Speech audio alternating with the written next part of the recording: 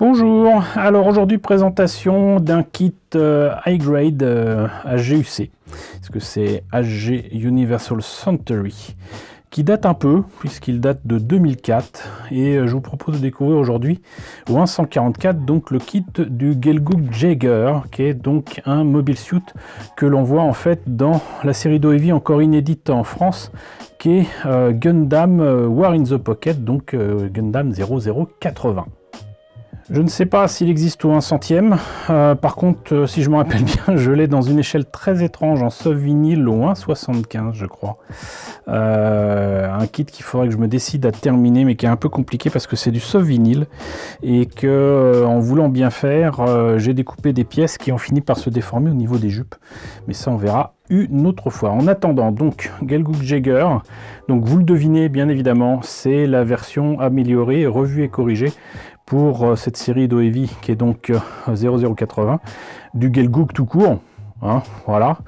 D'ailleurs, en fait, ça m'étonne un petit peu que cette illustration insiste autant sur un mobile suit qui semble quand même très effilé, très fin, avec une grosse narme, alors que le Gelgoog, un peu comme le Dom, est quand même un mobile suit de Zéon qui est, comment dirais-je, un peu pâteau. Voilà, il a des formes. Voilà, donc à combien était-il proposé en 2004? Eh bien apparemment il était à 1200 yens, ce qui nous fait à peu près dans les 10 euros. Là donc on le voit en pleine action, voilà, avec plein de réacteurs tout partout, les réservoirs qui vont bien. Là de face, là de dos, ici encore une fois en pleine action, mais on voit à peine ce qui se passe parce qu'il y a un rayon. Mais voilà donc pour ce Gelgoog Jaeger. Maintenant on va voir ce qu'il y a dans la boîte. Alors, dans la boîte, une belle notice avec le modèle monté et peint, mais on voit quand même que ça date un peu parce que ça manque singulièrement de détails, mais bon, le design est comme ça. À l'intérieur de ce beau fascicule, on voit bien que effectivement le Gelgoog, tout comme le Dom, a énormément de tuyères.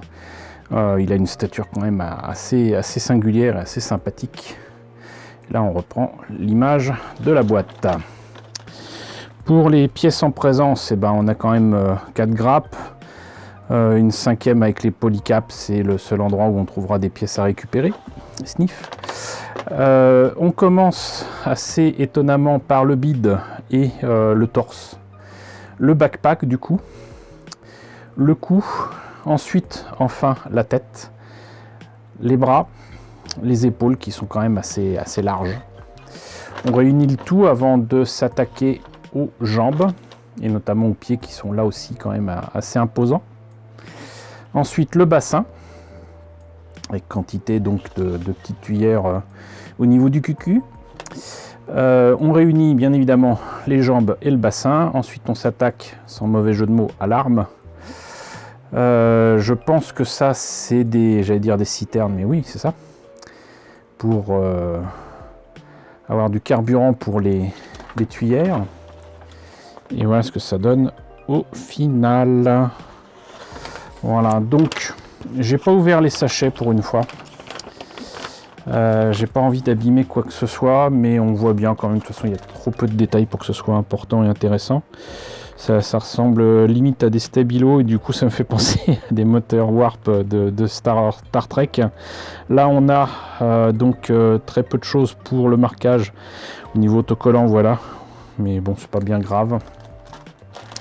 Ici donc une couleur un peu saumon pour ces pièces là.